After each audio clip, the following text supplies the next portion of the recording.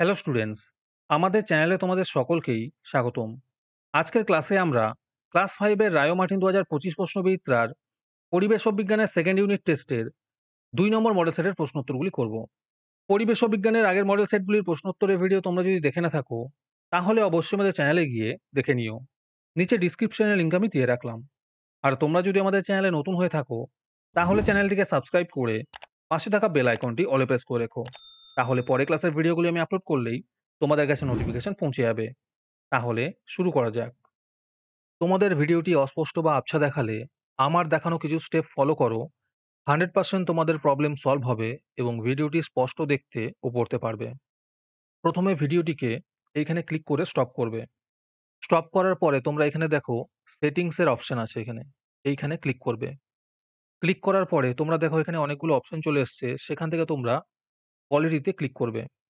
তারপরে তোমরা ক্লিক করবে অ্যাডভান্সে। অ্যাডভান্সে ক্লিক করার পরে 480 পিক্সেল, 720 পিক্সেল অথবা 1080 পিক্সেল এই তিনটের মধ্যে যে কোনো একটি ক্লিক করবে। ক্লিক করার পরে দেখবে তোমাদের ভিডিও কোয়ালিটি আগের তুলনায় অনেকটা ইমপ্রুভ হয়ে গেছে এবং তোমরাও ভালো করে দেখতে এবং পড়তে পারছো।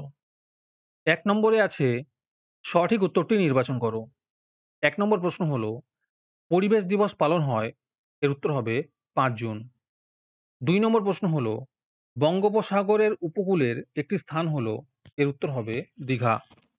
3 নম্বর প্রশ্ন হলো বঙ্গভঙ্গ হয়েছিল যে বছর তা হলো, এর উত্তর হবে 1905। একের 4 নম্বরে আছে সুন্দরবনের একটি নদী হলো, এর উত্তর হবে বিদ্যাধরী। একের 5 নম্বরে আছে মুর্শিদাবাদের মিঠাপুর থেকে নদিয়ার নবদ্বীপ পর্যন্ত গঙ্গার নাম, এর উত্তর হবে ভাগীরথী। একের 6 নম্বর প্রশ্ন হলো একটি প্রাকৃতিক কীটনাশক হলো, এর উত্তর হবে নিমপাতা। একের 7 নম্বর প্রশ্ন হলো বাঁশের কেল্লা তৈরি করেছিলেন, এর উত্তর হবে তিতুমির। একের 8 নম্বর প্রশ্ন হলো সুন্দরবনের বিখ্যাত প্রাণীটি হলো, এর উত্তর হবে রয়্যাল বেঙ্গল টাইগার। একের 9 নম্বর প্রশ্ন হলো বন্দে মাতরম গানটি রচয়িতা হলেন, এর উত্তর হবে বঙ্কিমচন্দ্র চট্টোপাধ্যায়। একের 10 নম্বর প্রশ্ন হলো একটি লুপ্তপ্রায় মাছ হলো, এর উত্তর হবে সরপুঁটি। আজকের সমাধান করা মডেল সেটটির মূল্য 3 টাকা। এটিকে নেওয়ার জন্য তোমরা আমাদের হোয়াটসঅ্যাপ নাম্বার 7501121499 যোগাযোগ করতে পারো। আর অ্যাডভান্স নোটিফিকেশন পেতে তোমরা আমাদের হোয়াটসঅ্যাপ চ্যানেল জয়েন করতে পারো। লিংক ডিসক্রিপশনে দেওয়া রইল। তারপরে 2 নম্বরে আছে নিচের প্রশ্নগুলির সংক্ষিপ্ত উত্তর দাও। 1 নম্বর প্রশ্ন হলো স্বাধীন ভারতের প্রথম প্রধানমন্ত্রী ও প্রথম শিক্ষামন্ত্রী কে কে ছিলেন? এর উত্তর হবে স্বাধীন ভারতের প্রথম প্রধানমন্ত্রী জওহরলাল নেহেরু। আর স্বাধীন ভারতের প্রথম শিক্ষামন্ত্রী ছিলেন আবুল কালাম আজাদ। 2 নম্বর প্রশ্ন হলো তরাই অঞ্চলের মাটি উর্বর কেন? এর উত্তর হবে তরাইয়ের একটি বিরাট অংশ পর্বতের পাদদেশে অবস্থিত।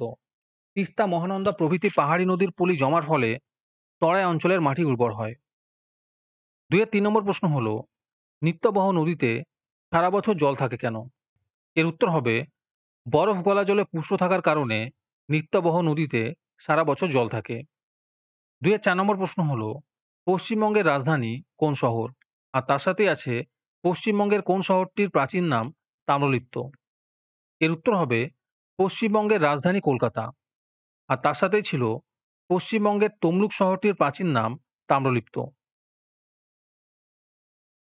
5 নম্বর প্রশ্ন হলো কাজু বাদাম ও আমের চাষের জন্য পশ্চিমবঙ্গের কোন কোন জেলা বিখ্যাত? কাজু বাদামের জন্য বিখ্যাত পূর্ব মেদিনীপুর জেলা, আর আমের জন্য বিখ্যাত মালদা জেলা। তারপরে 3 নম্বরে আছে নিম্নলিখিত প্রশ্নগুলির উত্তর দাও। 1 নম্বর প্রশ্ন হলো ধাপ চাষ কি? বেশি রাসায়নিক কীটনাশক ব্যবহারের একটি অসুবিধা লেখো। আর তার সাথে আছে ডিবিসি এর পুরো নাম কি? এর উত্তর হবে পাহাড়ে ঢালু জমি সিঁড়ির মতো ধাপে ধাপে জমি কেটে কেটে চাষ করাকে ধাপ চাষ বলে। ধাপ চাষ একদিকে যেমন ভূমিক্ষয় কম হয়, অন্যদিকে চাষের জন্য বেশি জমিও পাওয়া যায়। তার পরের প্রশ্ন ছিল বেশি রাসায়নিক কীটনাশক ব্যবহারের একটি অসুবিধা লেখো। এর উত্তর হবে বেশি রাসায়নিক সার দিলে জমির উর্বরতা কমে যায়, ফলে ফলন কমে যায়। আর তার সাথে ছিল ডিবিসি এর পুরো নাম কি? এর উত্তর হবে দামোদর ভ্যালি কর্পোরেশন। 2 নম্বর প্রশ্ন হলো প্রদত্ত জেলাগুলির সদর শহরের নাম লেখো। দার্জিলিং জেলার সদর শহর দার্জিলিং হবে। কালিম্পং জেলার সদর শহর কালিম্পং হবে।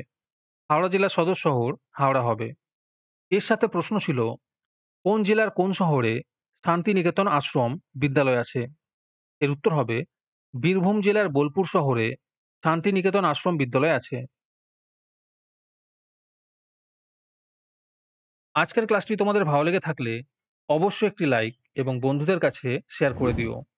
পরের মডেল সেটগুলির প্রশ্নোত্তরের ভিডিও তাড়াতাড়ি পেতে আমাদের চ্যানেলটি সাবস্ক্রাইব করে রেখো। তাহলে দেখা হচ্ছে পরের ক্লাসে।